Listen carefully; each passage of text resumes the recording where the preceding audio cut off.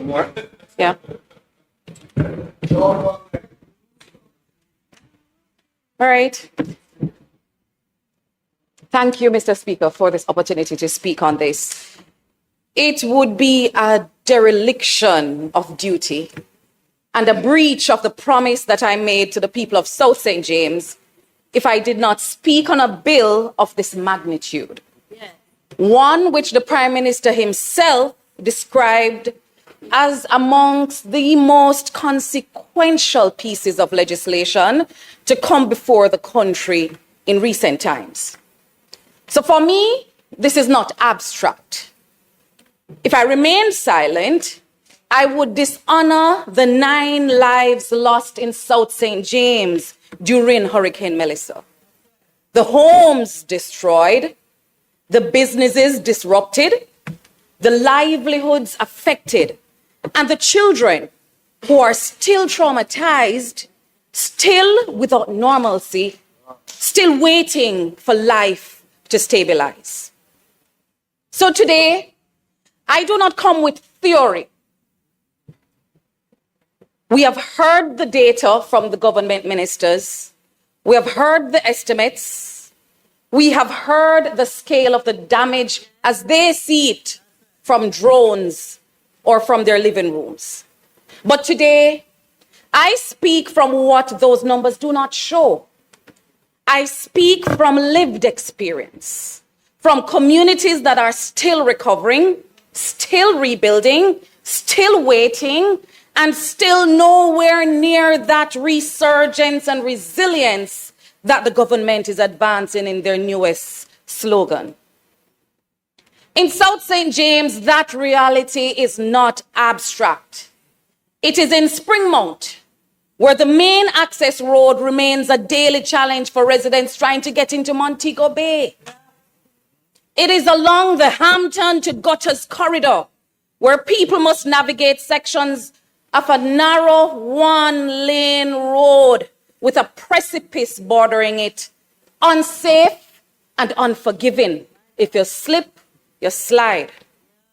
It is in Garland's Maroon Town Bickersteth, where families are still trying to stabilize their living conditions. People still live under tarpaulin.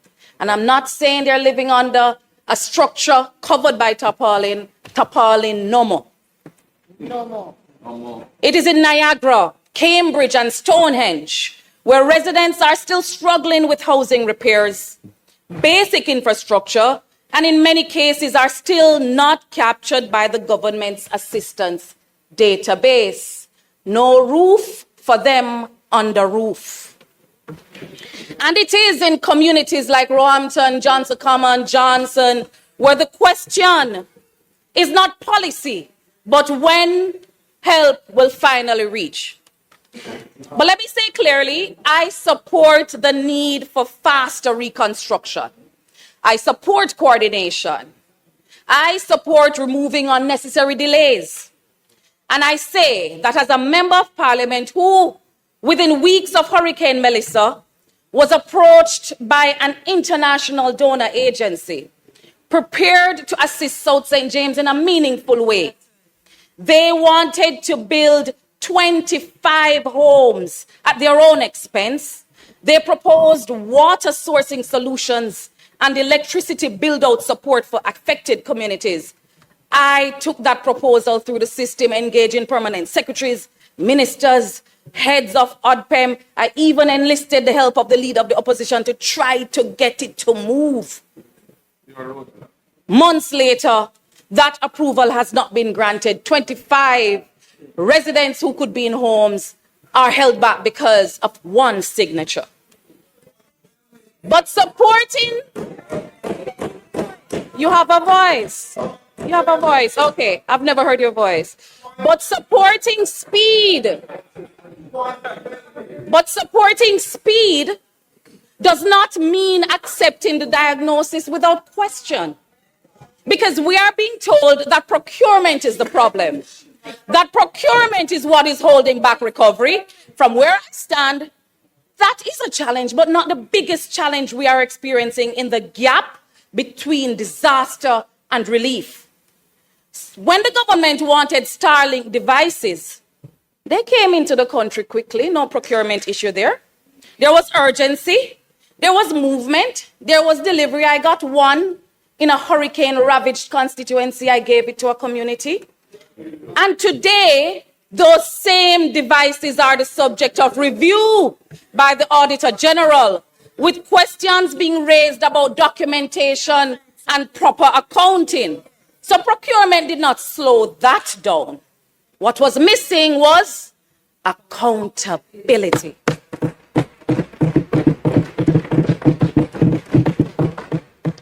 Procurement again. Shelters were activated. People were moved into those shelters, but in too many cases, people were left without adequate food for days after the storm. No cut. That was not a procurement issue. Food could have been sourced. Food could have been delivered. That was a failure of coordination and management. We saw cases where individuals listed as shelter managers were no longer present, some dead, some migrate. That's not procurement. That's a systems failure. We saw food packages being distributed through the JDF. And while that distribution moved quickly, it often reached the same individuals repeatedly, while others who were in genuine need remained at the back of the line and are still waiting. That is not procurement. That is a failure of targeting, coordination, and oversight. The system has shown that it can move. The question is how it moves, who it reaches, and whether it is accountable when it does. This is not a procurement problem. This is a systems problem. It is a problem of coordination, a problem of follow-through. It is a problem of weak management. And it is a problem of accountability and transparency not being consistently enforced. And if the diagnosis is wrong, then the solution is going to be wronger. What this bill really does, it is against that reality that this bill must be examined. Because when I reviewed it carefully, one thing became clear. Narrow. This is not a narrowly tailored recovery framework. It's not narrow at all. Under Section 25, it extends beyond disaster response into designated strategic investment projects across multiple sectors. That's right. So this is not just about rebuilding. This is about restructuring how development decisions are made in this country without guardrails.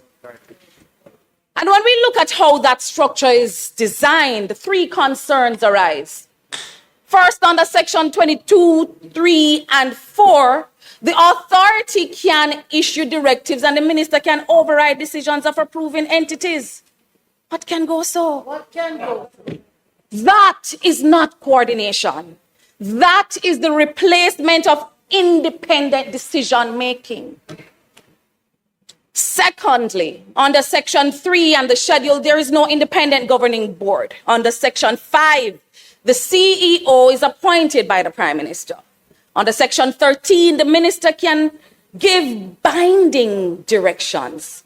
Power is concentrated, but oversight is weakened. Thirdly, under Section 17 and Section 4, projects are selected and prioritized, but there is no firm guarantee that the hardest hit communities, Moko, Janzal, Flamstead, Tangle River, will come first. We don't know who then go choose. These concerns are not isolated. No. The opposition has raised them. Civil society has raised them. The media has raised them. Even voices within the government benches have raised them. And I'm not talking about my neighbor in West Central St. James. I'm talking about those on the government benches who pull us aside and say, don't stop fighting because we can't say nothing for ourselves.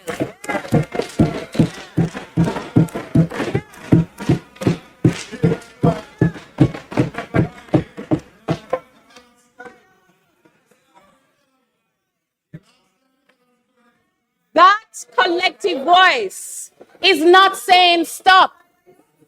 It is saying send the bill to a joint select committee, a time-bound committee.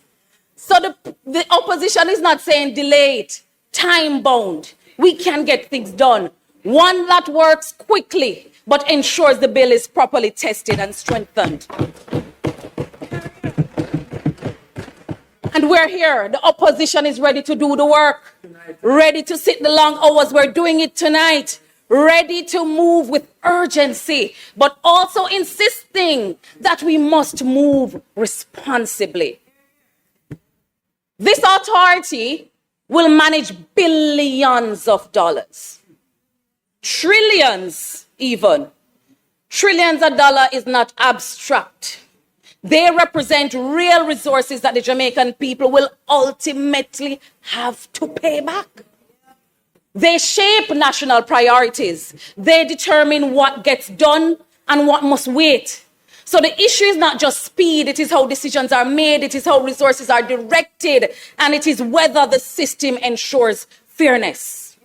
Finally, because if we are not careful and NARA not being narrow, it will make relief further from the people who need it most.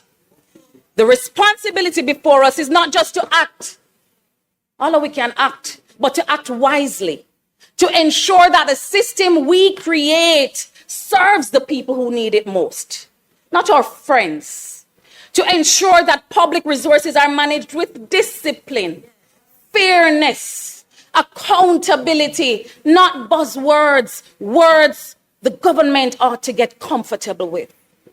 Because if we get the system right, recovery will follow. But if we get the system wrong, this bill risks leaving Jamaicans with a heavy bill to pay. Thank you, Mr. Speaker. Thank you. Member from Trelawney Southern.